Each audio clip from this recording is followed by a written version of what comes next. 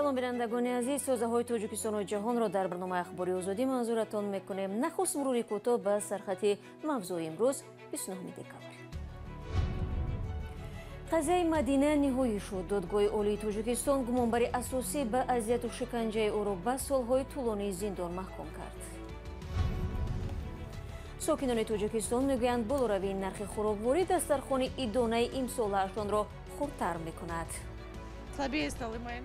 савдо суст шуд. Майонезу нахудро камтар мехаранд, чунки нархҳо боло рафтаанд. Имсол мардум оливье намехӯранд. як манзилро ба ду кас фурӯхтаанд. Шикоят ва нигаронии гурӯҳе аз муштариони ширкати хусусии Муҳаммад 2009 аз шеваи кори он.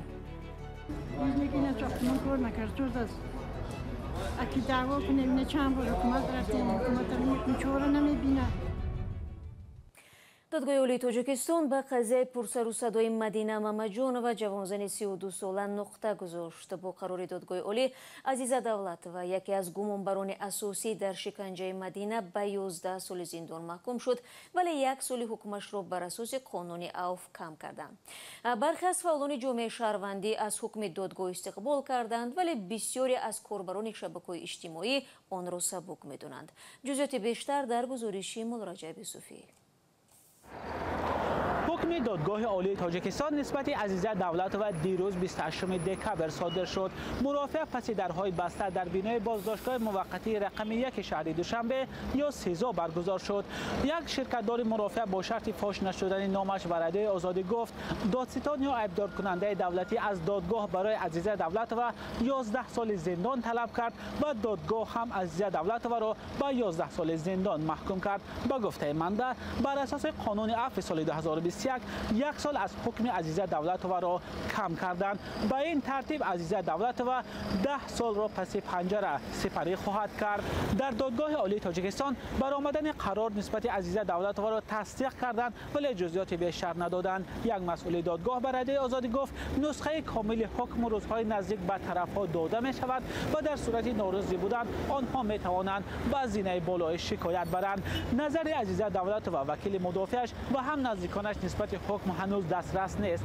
همچنین معلوم نیست که پیوندان مدینه محمدجانova قربانی اصلی در این قضیه تا کجا از حکم دادگاه راضی هستند و آیا آنها نیز از بالای حکم شکایت میبرند یا نه. عزیزه دولتova به سوی قصد کشتار متهم می شود. پیش از این یعنی دقیقاً روز 14 دکبر پرویز دولتov شوهر عزیزه دولتova به 8 سال زندان محکوم شد ولی بر اساس قانون عفو حکم او را به 5 سال و 2 ماه کم کردند. پرویز دولتov به دوزنگی، عذاب و عقوبت و به خودکشی رساندن عیبدار میشد. نظر او و وکیل مدافعش هم به این حکم هنوز معلوم نیست.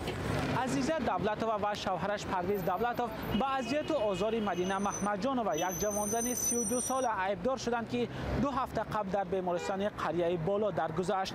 حادثه شکنجه مدینه محمدجانova به گفته نزدیکانش آخر ماه آگوست رخ داد. مدینه را در حالت کام به بیمارخانه انتقال دادند و او به خود نآمده 2 هفته پیش درگذشت. از او همسر دوم پرویز نام بردند و مقامات گفتند که عزیزه دولتova همسر اولی دولتov او را به چنین حال آورده است. قضیه شکنجه مدینه محمدجانova از آن خاطر سر و صدای زیاد را در شبکه‌های اجتماعی به میان آورد که در آغاز گمانبران این حادثه بر اساس قانون عفو از جوابگری آزاد شدند ولی بعد مراجعه فعالان جامعه شهروندی به شهردار دوشنبه رستم امامعلی دادستانی تحقیق قضیه را از سر گرفت و پرویز دولتov و عزیزه دولتova را بازداشت کرد. قضیه مدینه محمدجانova باعث برکناری معاون دادستان ناحیه سینا و هم سردار شعبه کارهای داخلی ناحیه سینا گردید. مولارجب یوسفی، نگار فضل‌الدین، آزادی دوشنبه. رو می‌آوریم با موضوعهای دیگر. اظهارات وکیل ناحیه درواز در هفته گذشته در مورد جدا شدن این ناحیه از ولایت مختار کوهستانی بدخشان با نارضایتی ساکنان ولایت روبرو شد. بیانیه سیاسی پس از پایان یافتن جنگ شهروندی در تاجیکستان بار اول در سطح مجلس ولایتی نمایندگان مردمی ارائه شده است. همکارم میرزانبی خالقزاد موضوع را پیگیری داشت و حالا در کنار من است. درود بر شما. چرا بیانیه وکیل حکیم دولتزاد جنجالی شد؟ ببینید، حکیم دولتزاد در سخنرانی از قبل آماده شدهش اعتراضهای روزهای 25-28 نوامبر را که پس از کشته شدن گلبدین زیابکوف به وقوع پیوست تنقید کرد. با گفته وی چنین اعتراضات در شهر خاروق از سوی گروه‌های جنایی سر می‌زنند که پیشرفت ناحیه دروازه را خلل‌دار می‌کنند.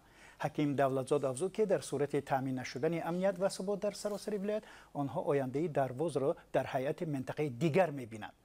با وجود این دولتزاد در مورد پایمال شدن حقوق ساکنان خود درواز هیچ گونه دلیل مشخص نآورد. اظهارات وکیل از تلویزیون ولایت بدخشان هم پخش شد. رادیو آزادی با هدف روشنی انداختن به موقع دولتزاد با او تماس گرفتند. او هرچند برای صحبت قبل داد و گفت که من خودم زنگ میزنم، اما دیگر به زنگ‌های بعدی جوابم نداد. بیانیه دولتزاد در بین ساکنان ولایت از جمله ساکنان ونج و درواز ناراضگی خیلی زیادی را برانگیخت و آنها مخالفتشون را به بیانیه وکیل آشکارا در شبکه‌های اجتماعی هم نوشتند، عرض کردند و یک ساکن جماعت نولوند ناحیه درواز به رادیو آزادی گفت که چنین بیانیه به هیچ یکی از ساکن جماعت نولوند موافقه نشده است. درواز 24,000 جمعیت دارد و یک وکیل نمیتواند از نام همه آنها سخن بگوید. آیا میتوانید درباره نظر محفل‌های سیاسی کارشناسان به این بیانیه جنجال بیشتر اطلاع بدهید؟ واقعا همکاران ما با چندی از کارشناسان و تحلیلگران صحبت کردند و از جمله با پرویز مولاجانوف که با تحلیل‌های بی‌طرفانه شناخته شده است. او از جمله گفت که این تنها نظر یک وکیل ولایتی است و آن را دارای اهمیت زیادی نمی‌شمارد. با گفته مهدی صابر، کارمند پیشین مرکز تحقیقات استراتژی نزد پرزیدنت تاجیکستان، شاید این بیانیه تلاش برای لغو خودمختاری ولایت بدخشان باشد که به قبل او موضوع دایره‌های بسته حکومت است.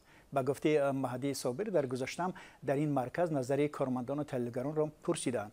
مقام مختار ولایت در ماده 7 سرقانون تاجیکستان ذکر شده است. بر اساس ماده 100 سرقانون تمامیت ارضی دولت تغییر نیابنده خواهد ماند.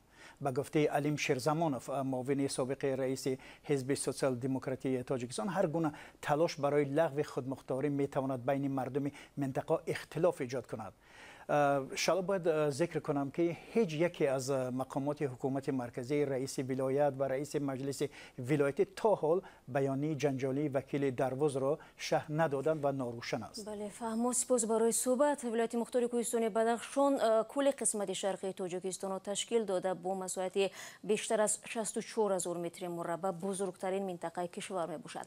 طبق امور امسال جمعیت آن حدود 250,000 نفر است. ولایت با افغانستان، چین و قرقیزستان همسرد می باشد.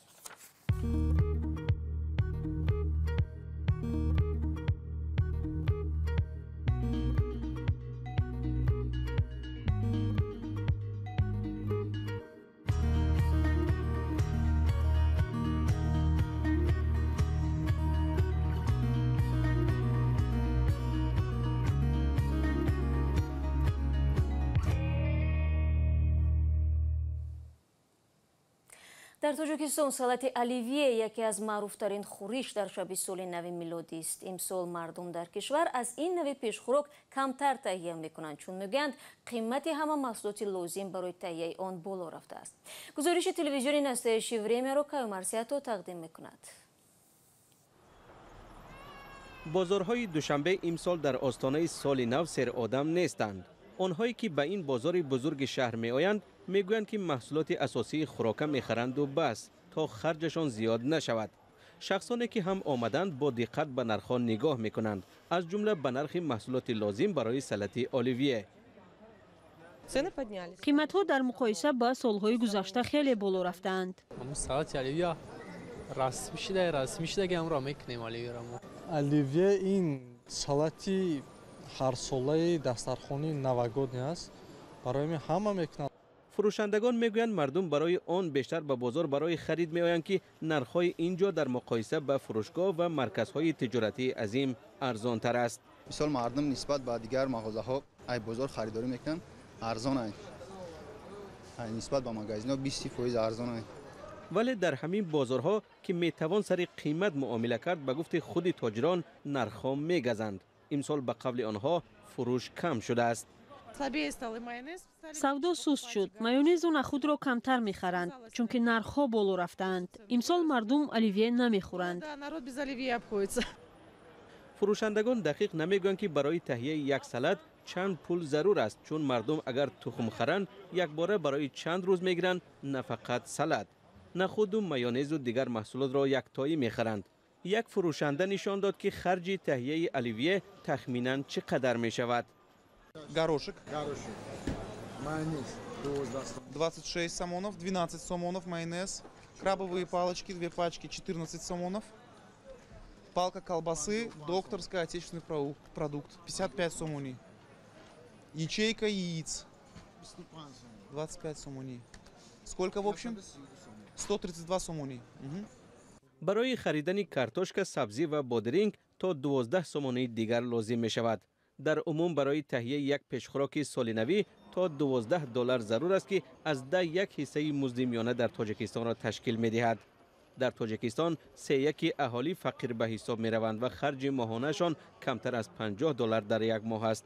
$12 هم از 5/1 حصه این پول می شود.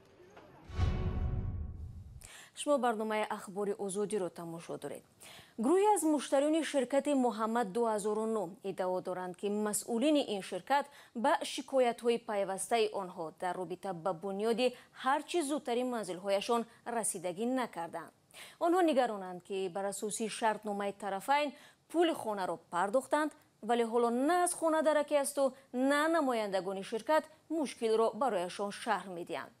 дар ҳамин ҳол раиси ширкат дар суҳбат бо ҳамкорони мо Алишер Зарифӣ ва Шаҳлои Абдулло баръакс муштариёнро масъули таъхиркорӣ дар корҳои сохтмонӣ меҳисобад.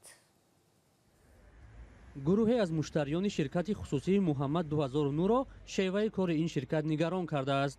ин ширкати хонасоз дар кӯчаи Бухоро 29 маркази шаҳри Душанбе ба бунёди манзилҳои баландошиёна машғул аст. ай котлован 2015 сол чанд сол шуд гузардем. ҳанӯз омадам ин маҷлис. омадам мебинам ки дар часпондагиам двайник пайдо шудааст. охайнам як хонаи мана як кас дига дайнам 2 рӯз пеш дара часпонда фурӯхтан дига одам дар дига.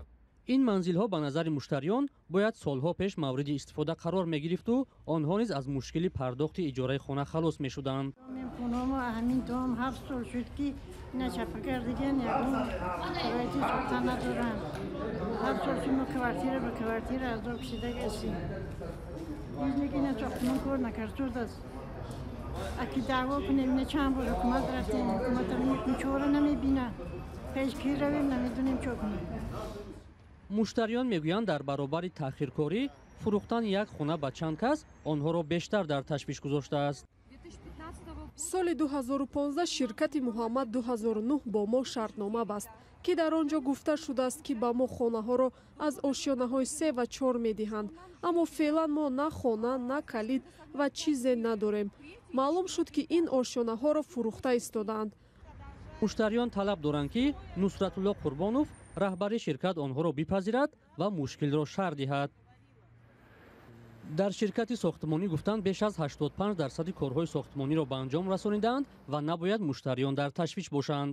раиси ширкати муҳаммад 2009 мегӯяд муштариён на ҳамеша пули хонаро сари вақт месупоранд ва ин яке аз сабабҳои таъхир дар супурдани биноҳо шудааст. ӯ иддаои фурӯши як хона ба чанд нафарро беасос хонда афзуд ки ҳангоми ҷобаҷогузории муштариён баъзе иштибоҳҳое шудааст ки ислоҳ хоҳанд шуд.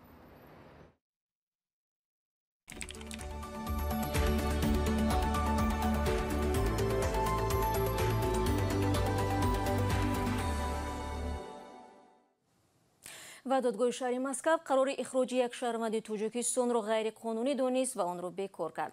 Ташрифбек Маҳмадсаидви 40 сола аз ҷумлаи даҳум муҳоҷире буд ки аввали моҳи декабр бинобар мушкил доштан дар санадҳояш боздошт ва ба Тоҷикистон ихроҷ шуд. додгоҳи шаҳри Москав рӯзи 28 декабр қарори додгоҳи ноҳияи Кузмини ин шаҳрро бекор ва роҳи бозгашти дубораи шаҳрванди Тоҷикистонро ба Русия боз намуд.